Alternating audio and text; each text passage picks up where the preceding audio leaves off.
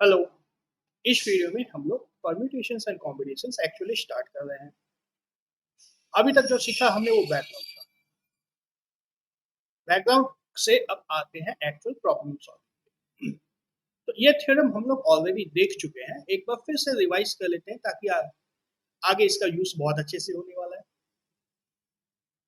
The number of permutations of n different objects taken r at a time where 0 is less than r is less than n and the objects do not repeat is n into n minus 1 into n minus 2। ये formula है हमारा NPR।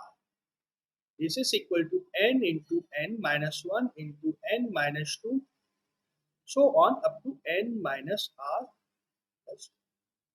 कहाँ से आता है ये formula? अगर हमारे पास 10 ऑब्जेक्ट्स हैं, 10 ऑब्जेक्ट्स हैं एंड 4 प्लेसेस में इनको अरेंज करना है। 4 प्लेसेस पे इनको अरेंज करना है। पहले प्लेस पे हमारे पास कितने ऑप्शन है? 4। दूसरे पे पहले प्लेस पे 4 नहीं है, पहले प्लेस पे 10 ऑप्शन है हमारे पास, चूंकि टोटल हमारे पास 10 ऑब्जेक्ट्स है। यहाँ पे 10 ऑब्जेक्ट्स है, यहाँ पे 9, यहाँ पर एक अब 2 यूज हो चुके हैं। जो 2 यूज हो चुके हैं उन दोनों को छोड़ करके कितने ऑप्शन बचे? 8। और यहाँ पर जो 3 यूज हो चुके हैं इनको छोड़ करके ऑप्शन बचे हैं 7। तो 10 इंटू 9 इंटू 8 इंटू 7। अब इसको n और r के टर्म्स में लिखो तो n इज इक्वल टू कितना है हमारे पास? 10। r इज इक्वल टू कितना है? 4। तो यहाँ पे क्या आया है? पहला नंबर n आता है, पहला नंबर जो आता है वो होता है n। दूसरा नंबर क्या आता है? n minus 1। तीसरा n माइनस 2। चौथा n माइनस 3। और इसको 3 के जगह पे r अगर लिखना हो तो r माइनस 1 लिख सकते हैं। क्या होगा? n into n minus 1 into n minus 2 dot dot dot या limit n minus of r minus. Bracket को ओपन कर देंगे तो क्या बचेगा? n minus 1 multiplied by n minus 2 multiplied by n minus r plus 1। This formula जो यहाँ पे लिखा था। अगर 4 से ज्यादा ऑब्जेक्ट्स हैं तो भी यही फॉर्मूला लग जाएगा, अगर 40 ऑब्जेक्ट्स हैं तो भी यही फॉर्मूला लग जाएगा, but condition is this n should be greater then r, 0 should be less than r, r 0 से बड़ा होना चाहिए, पॉजिटिव होना चाहिए, एंड n से छोटा होना चाहिए या बराबर होना चाहिए। अगर दोनों n इक्वल टू r हो गया तो लास्ट में क्या आएगा? If n is equal to r हो गया देन हमारा फॉर्मूला क्या हो जाएगा? NPR is equal to n into n minus 1 into n minus 2 into dot dot dot n minus r। n minus n खत्म हो जाएगा, बचा रहेगा 1 अप टू 1 ईयर चला जाएगा। और यदि n r से बड़ा हो गया तो फिर क्या आएगा? 0 आ जाएगा, यहाँ एक 0 आ जाएगा, ये सब कुछ 0 हो जाएगा एंड क्वेश्चन का भी कोई सेंस नहीं निकलता है। तो इस क्वेश्चन को हम लोग सॉल्व तभी करते हैं जब तक n is greater than r या इक्वल टू r। तो ये थ्योरम हम लोग पहले देख चुके थे, अब इसको बहुत अच्छे से दिमाग में सेट कर लेना। एकदम सिंपली यदि हमारे पास n ऑब्जेक्ट्स हैं, let me draw the picture. यदि हमारे पास n ऑब्जेक्ट्स हैं, n ऑब्जेक्ट्स हैं, उसमें से permutation of r, PERMUTA, permutations of r objects out of n, ये क्या मिलेगा हमें? n इन पी आर, और इसका फॉर्मूला क्या है? n into n minus 1 dot dot dot into n minus r plus 1। ये एकदम याद रहना चाहिए। याद नहीं होगा तो डिराइव करना भी बहुत आसान है, अभी मैंने दिखाया, प्लेसेस पे रख के काम कर सकते हो, बट इसको याद रखना बहुत जरूरी है। एंड ये क्वेश्चन भी हम लोग पहले देख चुके हैं। NPR को हम लोग लिख सकते हैं n factorial divide by r। इसको इस तरह से भी लिख सकते हैं। क्यों लिख सकते हैं? Because r factorial n factorial में से r फैक्टोरियल कैंसिल आउट हो जाएगा, बच जाएगा ये सारे। ये हम लोग क्वेश्चन में देख चुके हैं पहले ऑलरेडी। तो इतनी चीजें हम लोग पहले से सीख चुके हैं। अब आते हैं आगे की बात, derivation of this formula, same formula जिसकी अभी हम लोग बात कर रहे थे।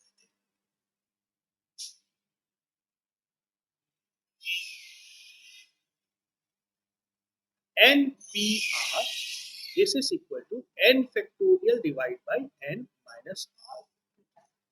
ये होता क्या है, n into n minus 1 into n minus 2 into up to n minus r plus 1 होता है। ये होता है ऐसा, ओके। नाउ इसको अब एक्सपैंड करो, जो हमारा n factorial divide by n minus r factorial है, इसको एक्सपैंड करेंगे तो क्या आएगा, n into n minus 1 n minus 2 dot dot dot n minus r plus 1 बीच में कहीं आएगा, फिर उसमें से n माइनस r हो जाएगा, फिर n माइनस r माइनस 1 होगा, and then dot dot dot it will go up to 1, और नीचे क्या आएगा, n माइनस r आएगा, n माइनस r माइनस 1 आएगा, n माइनस r माइनस 2 आएगा, and this will go up to 1। तो देखो क्या कैंसिल हो सकता है, n minus r, n minus r minus 1, n minus r minus 2, यहाँ पे सब कुछ आएगा ना, n माइनस r यहाँ पे आया है, see here, n minus r यहाँ पर है, n माइनस r माइनस 1 यहाँ पे है, n माइनस r माइनस 2 उसके बाद आएगा। तो ये पूरा का पूरा जो है नीचे वाला, ये सब कुछ कैंसिल आउट हो जाएगा, कहाँ से, यहाँ से। बचा क्या रहेगा, n into n minus 1 into n minus 2 dot dot dot up to n minus r plus 1। ठीक है, तो ये लिखना थोड़ा सा सिंपल होगा एज कंपेयर टू दिस।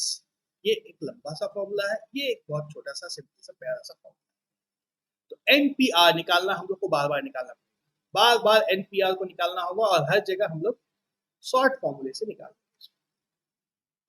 ठीक है, now let's see the new things. यहाँ तक की चीजें तो हम लोग पहले से कर चुके थे। अब सवाल क्या आता है, number of permutations of n objects taken r at a time when repetition is allowed. Question क्या है, n ऑब्जेक्ट्स, लेट्स से हम लोग n अल्फाबेट्स लेते हैं, a b c dot dot dot n alphabets, okay.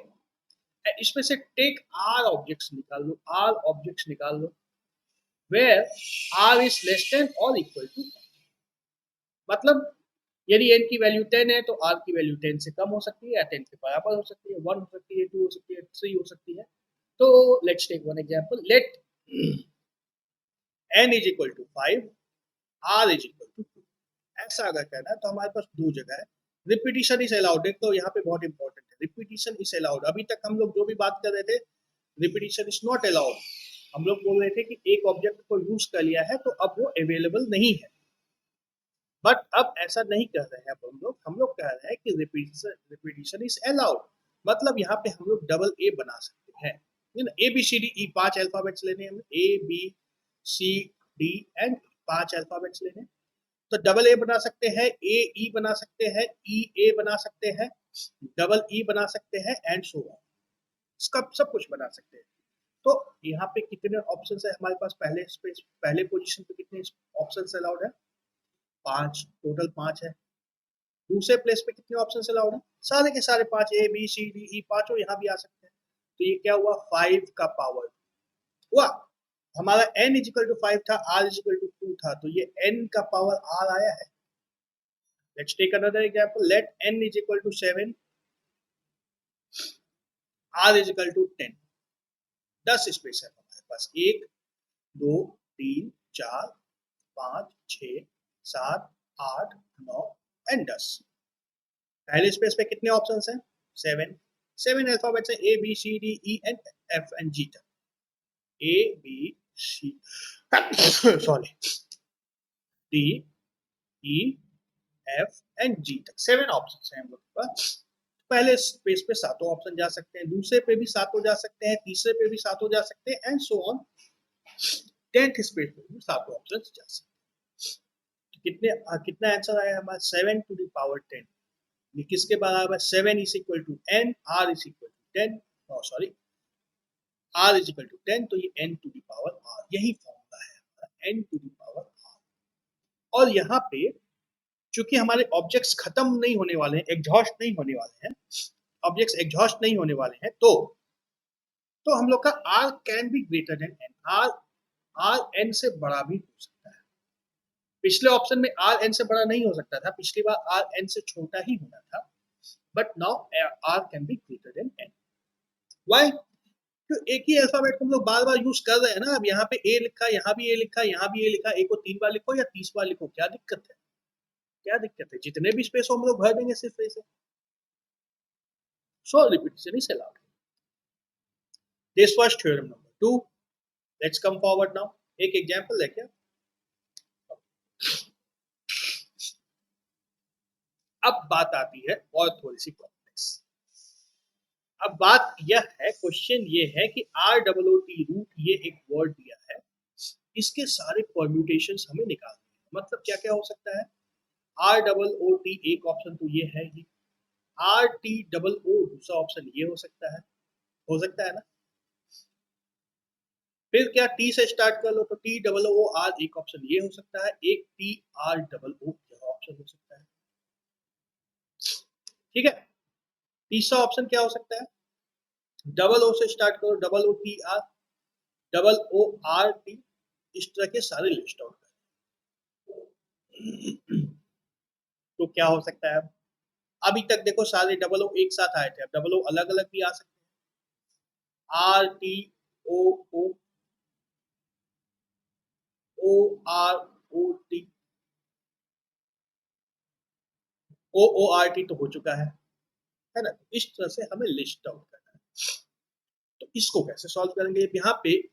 यहाँ पे हम लोग सॉल्व करने के लिए ऐसा करते हैं, ये देखो दोनों ओ सेम है, दोनों ओ सेम है, मतलब आर डबल ओ टी ये है हमारा option.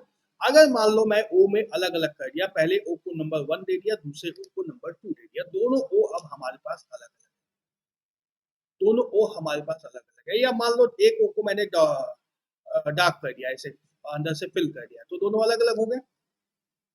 O1 is filled in the inside, O2 is empty in the inside, तो दोनों O अलग अलग है।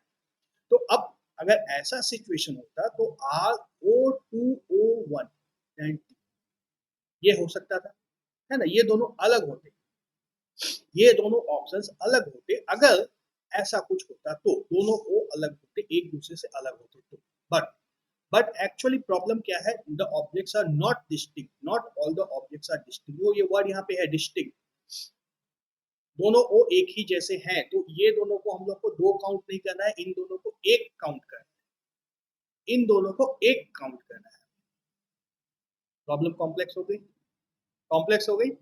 अगर दोनों अलग रहते, अगर इस तरह का सिनेरियो होता तो क्या होता? हमारे पास 1 2 3 4, पहले प्लेस पे 4 ऑप्शन होता, दूसरे पे 3 होता, चौथे तीसरे पे 2 होता, चौथे पे 1 होता, तो हमारा आंसर क्या आता?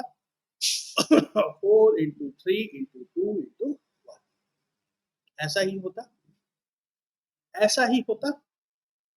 बट यहाँ पे ऐसा नहीं, क्वेश्चन में ऐसा नहीं है। तो क्या डिफरेंस है इस सिनेरियो से, इस सिनेरियो से इस सिनेरियो में? क्या इस सिनेरियो में हमने आर डब्ल्यू टी को इस दोनों को दो बार गिन लिया है, यहाँ पे इन दोनों को दो बार गिन लिया है। एक्चुअली में हमें ये दोनों एक ही गिनना है, एक ही गिनना है। इसको करने के लिए हम लोग ऐसा करते हैं, हम लोग ऐसा करते हैं कि ये यहाँ पे ओ दोनों आपस में जो इंटरचेंज हो रहा है, हर बार जहां भी दो ओ आएंगे, चाहे आर डबल ओ टी साथ में हो या आर टी डबल ओ ऐसा हो, यहाँ भी 1 2 हो सकता है, या आर टी 2 ओ 1 ऐसा भी हो सकता है, या ओ आर टी ओ ये 1 ये 2 ऐसा भी हो सकता है, या 1 आर टी ओ 2 ऐसा भी हो सकता है। ये दोनों को एक गिनना है, ये दोनों को एक गिनना है ना। तो हो क्या रहा है, हमने ओ के लिए दो पोजीशन जो भी चुनी है, ओ के लिए ये दोनों पोजीशन थी, अगर ओ के लिए अगर यह दोनों पोजीशन थी, ये दो बार काउंट हो जा रहा है, लेकिन हमें एक बार गिनना है। अगर ये दोनों पोजीशन थी ओ के लिए, तो ये दोनों दो बार, एक बार काउंट करना था, लेकिन हो जा रहा है दो बार। तो ये जो हमारा आंसर आया है फाइनल, इसको 2 से डिवाइड कर देंगे तो हमारा काम हो जाएगा। 4 इंटू 3 इंटू 2 इंटू 1 को डिवाइड करो 2 से, तो हमारा आंसर आ जाएगा। कैसे आ रहा है, समझ में आ रहा है? अब लिस्ट करके देखना है, 12 ऑप्शन आएंगे, देखो लिस्ट करके देख लो 12 ऑप्शन आते हैं क्या। 6 तो हो गए थे जब दोनों ओ एक साथ थे, दोनों ओ जब एक साथ थे तो 6 ऑप्शंस थे, अब दोनों ओ अलग है। O R O T, O T O R, ठीक है। O R T O, O T R, and दो और क्या है, O, sorry, R O T O या आर, सॉरी, टी से स्टार्ट होगा, टी ओ आर। देखो 12 हो गए, 1 2 3 4 5 6 7 8 9 10 11 एंड 12। ये 12 हमें यहाँ पे जो आया है ये 12, और ये जो ओरिजिनल वाला 24 आता है ये कैसे आता है, अब इस आर डबल ओ टी से दो बन जाता है ना, R O one O two T and R O two O one T, इससे भी दो बन जाता, R T O one O two and R T O two O one, ऐसा होता, इससे भी दो बनता, T O one O two R, T O two O one R. ऐसे इन सभी को दो बार हम लोग दो बार काउंट करते हैं तो इसका डबल 24 आता है। तो अब इसको जनरलाइज करना है हमें, ये जो यहाँ पे क्वेश्चन हमारा बन गया, ये क्वेश्चन जो बन गया है इसी को जनरलाइज करना। The number of permutations of n objects where p objects are of the same kind and rest are all different, जैसे r triple O T E भी लिख सकते हैं। अब ये कोई वर्ड नहीं होता है, बट इसका भी हम लोग निकाल सकते हैं। कैसे निकालेंगे, दे आर 5 ऑब्जेक्ट्स तो 5 permutations, divide by P R of the same type, मतलब दो ओ है एक जैसे, दो एक जैसे हैं तो 5 factorial divide by 2। Why, because ये दोनों ओ जहां भी रहेंगे उन दोनों का स्वैप इंटरचेंज करने से हम लोग को जो आंसर मिलेगा उसको हाफ करना, उसको हटा देना, उसको हटा देना।